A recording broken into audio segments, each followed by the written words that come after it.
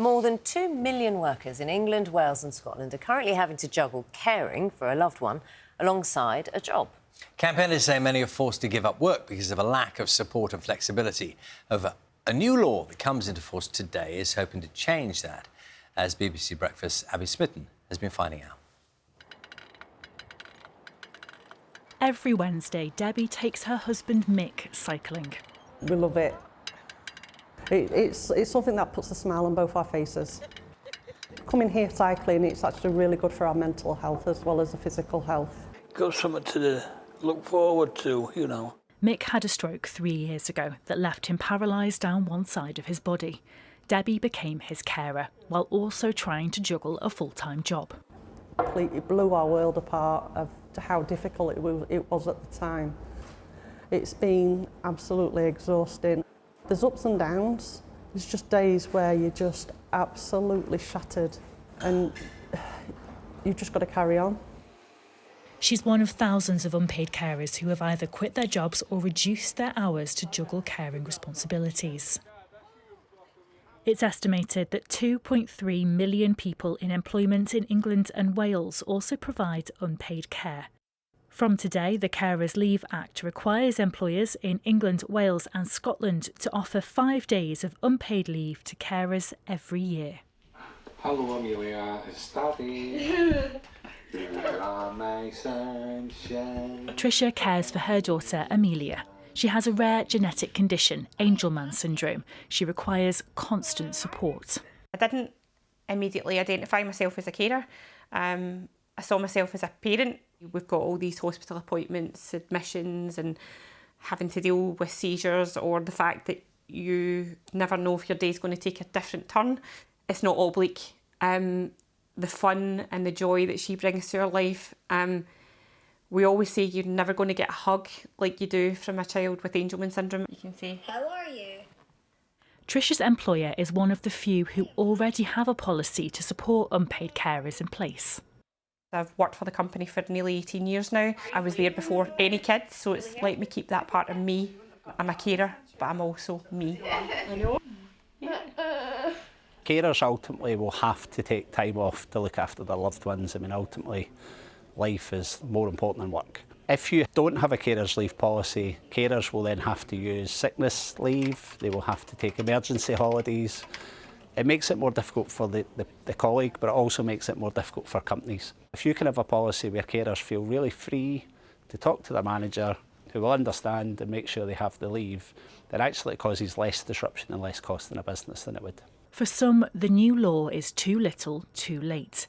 Katie had to give up work to take on caring for her husband as well as other relatives. There's so many carers that are really terribly suffering with poverty, with the cost of living crisis, with energy bills going up more so than anybody else because they cannot pull another shift. They cannot increase their employment. They cannot do any of those things as their caring roles intensifies. Debbie's employer has trialled the 5-day leave for carers and it's already made a difference. Over the last 12 months, I've used all up my leave and we've had a couple of emergencies. It's just such a relief. There's that additional there just in case. I love going to work because it's a break for me. Oh, no, that. From all the stuff at home. It's always nice to come home though. Cool. Yeah. Abby Smitten, BBC News. Now, joining us is Laura Barnes, and Laura cares for her 99-year-old grandmother, and also Ruth Hannan, who set up the Care Full project to campaign for more financial support for unpaid carers. And also we're joined by the Chief Executive of Carers UK, Helen Walker. Good morning to you all. Morning. Shall we start with you, Laura? Tell me about your grandmother. So Grandma's 99. And her name? She's called Joan, Okay. and I look after her as well as working full-time. Now, why are you looking after your grandmother? It was a bit of an accident, actually. Just before we went into national lockdown at the pandemic, I went up to help from London, and a 2-week trip turned into 4 years and counting. And how is she? She's OK. She has macular degeneration, so she really can't see much. But yeah, we manage. When you say you manage, because you have a full-time job. I have a full-time job. So how does your day pan out? My day is being dragged from pillar to post from early in the morning till late at night. I work remotely, thankfully. That's a huge benefit for me. But I am chained to my laptop 12, 14 hours a day. I have a big job. I lead comms for a big tech consultancy. And then simultaneously, I look after my grandmother. So you are working at home whilst looking after... Yes. So I am a master multitasker. But it doesn't leave time to have a life or anything else. It's purely I exist. I exist to work and to care for my grandmother. And when you're with your grandmother, the relationship you have... Because most people, you know, if they're fortunate enough to have their grandmothers around, think, oh, I'll go and visit my grandma and have a chat and, you know, we'll chat about my day and I do. What's it like for you? It's different. Our relationship, I think, is grittier because you look after them. So there's a different level of, I guess, intimacy and care. But I am lucky that, you know, to spend that time with my grandmother that I don't think otherwise I would have been able to spend with her. Laura, we just saw a picture of your grandmother. Oh. She's 99. 99. I mean, she looks... Can I just say, she looks amazing for 99. Like, and it's moisturising. OK. That's the trick. So, Ruth, tell us about your situation. So you look after your mum. Yeah, I support my mum. My sister and I support my mum. My mum lives in Yorkshire. I live in Manchester. My sister lives in London. So it's very complicated. We're lucky that she has a wonderful group of friends and amazing neighbours who also support her, and she has a big team of carers who work with her. OK, you'll share with us however much you want. Tell us a bit about your mum. You know, what sort of conditions is she in, and how does it work in practice? As Naga said before, like, what's a day look like for you? I mean, I suppose for me, it's I suppose, so to give some context, as you said, I've started an organisation called Careful with a friend who is also a carer for her husband. And I suppose what we often think about is that everybody's caring experience is really different, and how the things I do for my mum, sometimes that day is really boring because it's just loads of phone calls to doctors or loads of phone calls to social workers or doing the online shopping or organising when we're next going to be visiting my mum. But I think for a lot of carers, it's the fact that you are... your life shifts and changes, and it shifts and changes in different ways. Laura's has shifted and changed completely different to mine. Hannah, my colleagues, has. But really, it's going to happen to all of us.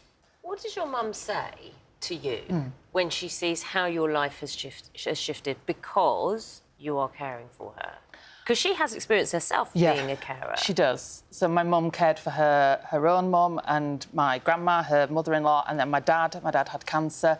And so she understands, and I think, you know, I've had a caring relationship with different people for 20 years. So I think she understands. I think she finds it really difficult sometimes. Her health has really deteriorated. So I think she recognises how hard it is for us, but then equally we recognise how hard it is for her. Can I ask a question of you, Laura? You explained your working situation. The change in the law means that, I assume this is you can have up to 5 days unpaid leave across a 12-month period. Yes. Does that make much difference to you? I think it'll be a pressure release valve for me.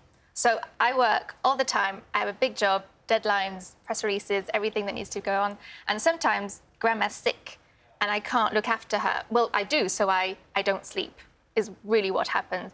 I look after her, I work, I look after her, I work. I need to be on a call. You know, it's just complete chaos. And so having those 5 extra days off that I can take, it's not ideal that it's unpaid, but at least it will be a pressure release valve for people like me who have to do both.